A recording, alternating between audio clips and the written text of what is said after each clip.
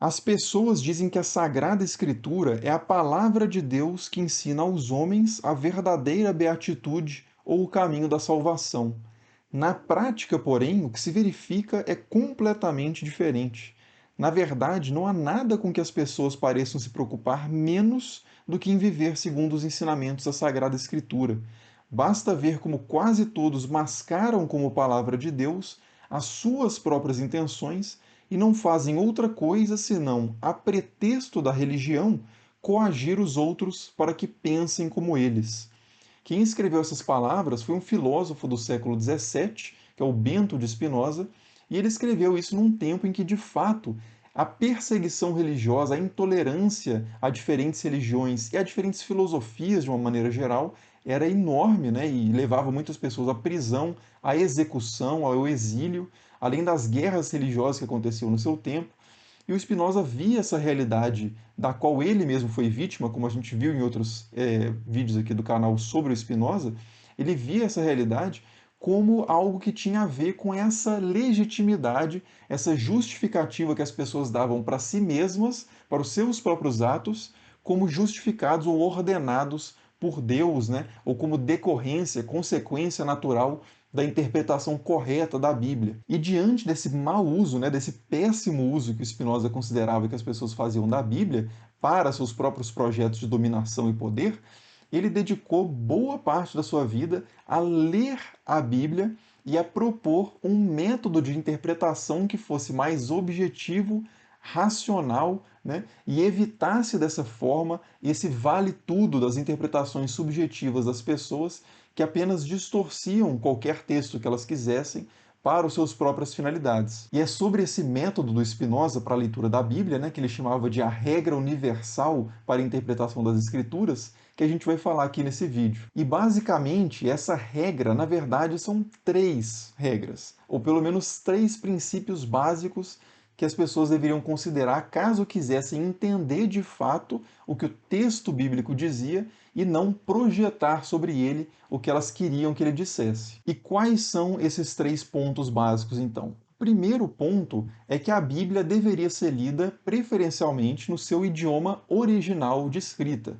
E como Spinoza considera principalmente o Antigo Testamento, né, ou a Bíblia hebraica, ele considerava que a leitura em hebraico era absolutamente fundamental para entender o texto realmente correto da Bíblia. Isso tem a ver, claro, com o fato de que no processo de tradução, muitas coisas se perdem ou muitas opções são feitas pelo tradutor, às vezes de uma forma que já pode introduzir a interpretação incorreta dele no texto, ou a interpretação equivocada dele no texto porque ele não compreende tão bem a gramática do hebraico ou o contexto de escrita daquele texto. Então, para evitar esse tipo de intromissão de coisas fora do texto no texto, o ideal seria ler esses textos no seu idioma original, né? A gente vai falar um pouco mais sobre isso, porque isso causa uma dificuldade muito séria, mas vamos para o segundo ponto antes disso. O segundo ponto da regra universal do Spinoza para a leitura da Bíblia é que cada livro deveria ser lido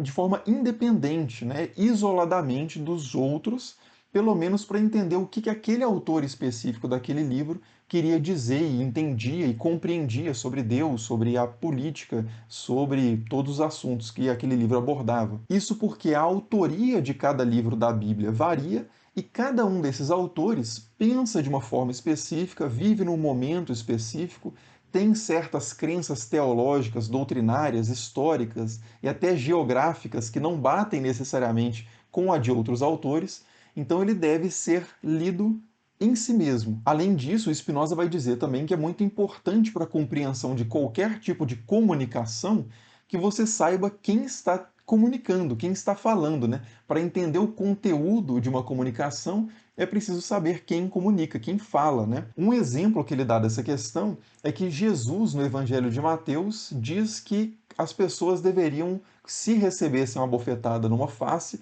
oferecer a outra, né?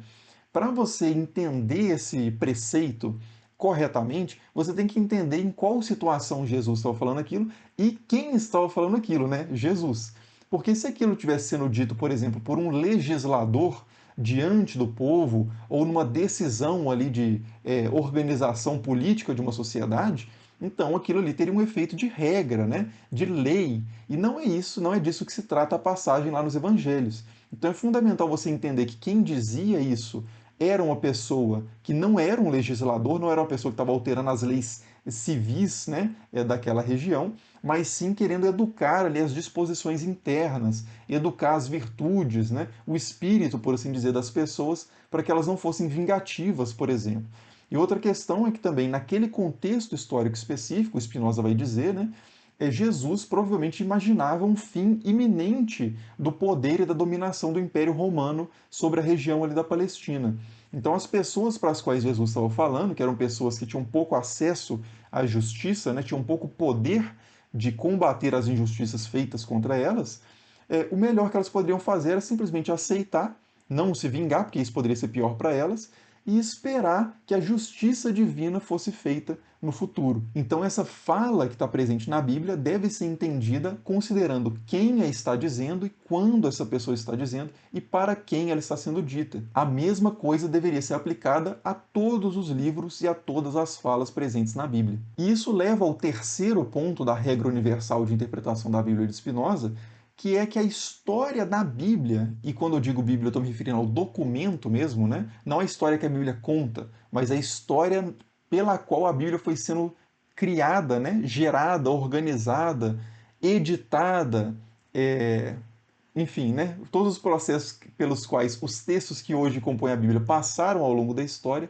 tudo isso também deve ser considerado na interpretação da Escritura. E o Spinoza vai dizer isso porque, claro, né, se a gente não sabe de onde estão vindo esses textos, e se houve acréscimos em determinado texto, ou se alguma frase foi transformada na cópia de um manuscrito para outro, por exemplo, isso também vai atrapalhar a nossa compreensão do que a gente entende ser o texto original, né? Se a gente quer entender qual que era o sentido original de determinado texto, a gente tem que tentar separar ele dos acréscimos posteriores e das adulterações ali por erro ou malícia posteriores também. Então, conhecer a história que culminou na formação da Bíblia, que é uma longa e complexa história, também é importante para a gente entender o que que aquele texto diz e por que que há passagens, às vezes, que dentro de um mesmo livro parecem contradizer outra passagem ou ter um estilo ou uma doutrina muito diferente do restante do texto. Então, tudo isso para o Spinoza é fundamental, né? A leitura da Bíblia nas línguas originais, a leitura individualizada dos livros e a consideração do processo de transmissão desses textos também, para que se fizesse uma leitura mais balizada, mais objetiva do texto, sem tanto espaço para que textos fossem tirados de contexto e subvertidos ali às próprias vontades individuais do leitor ou da classe de leitores autorizados dessa Bíblia, como os teólogos, por exemplo, ou as igrejas, fosse a Igreja Católica, fosse as diversas igrejas protestantes ali que surgiam no período. Ou então, né, como diria o próprio Spinoza, tudo isso era fundamental para que nós pudéssemos nos libertar dos preconceitos dos teólogos e não abraçarmos temerariamente invenções humanas como se fossem ensinamentos divinos. Agora, claro que há um problema sério aí nesse método que o Spinoza coloca, ou pelo menos um dos problemas que aparecem, e ele mesmo considera esse problema, que é que a maioria das pessoas é totalmente incapaz de fazer isso que ele está propondo. Não só porque muitas vezes as pessoas não têm tempo suficiente para isso, não têm as capacidades, às vezes, ou as possibilidades, né, os recursos necessários para entender o hebraico, ou para se dedicar ao estudo do hebraico, ou para se dedicar ao estudo da história que é relevante para a leitura dos textos, etc. Né? Então a maioria das pessoas está excluída dessa possibilidade de leitura. Mas para ele isso não é necessariamente um problema, porque ele diz o seguinte, que na verdade essa leitura super rigorosa da Bíblia é fundamental só para definir, para esclarecer o sentido das questões mais particulares de cada livro e as coisas que são mais especulativas, que são mais particulares ali na compreensão da doutrina, no pensamento de cada autor, no pensamento de cada época retratada ali na Bíblia, mas que o fundamental, o núcleo ali do que a Bíblia, ou pelo menos a maioria dos livros da Bíblia, ou talvez todos os livros da Bíblia, queiram ensinar, pode ser apreendido por qualquer pessoa, mesmo em qualquer língua e sem grande conhecimento histórico. Mas o que seria esse núcleo, né, que o Spinoza vê presente ali ao longo de todos os textos da Bíblia? Para ele, muito basicamente, a mensagem universal e simples da Bíblia, de todos os textos, seria a promoção ali de uma vida justa e caridosa, uma vida pautada na justiça e preocupada com os outros, com as outras pessoas. Mas assim, a gente vai dedicar, na verdade, um vídeo específico para falar sobre isso, que é o próximo vídeo dessa série, que é um vídeo sobre o que Spinoza considerava religião verdadeira e como que ele definia isso, né, contra o que ele considerava a falsa religião ou a religião vulgar. Mas por enquanto vamos deixar isso assim. No próximo vídeo, então, a gente continua essa história. Se você ainda não é inscrito no canal e se interessa por esse tipo de assunto, se inscreva aí para receber as notificações. E nos vemos lá então. Muito obrigado por assistir, como sempre, e valeu!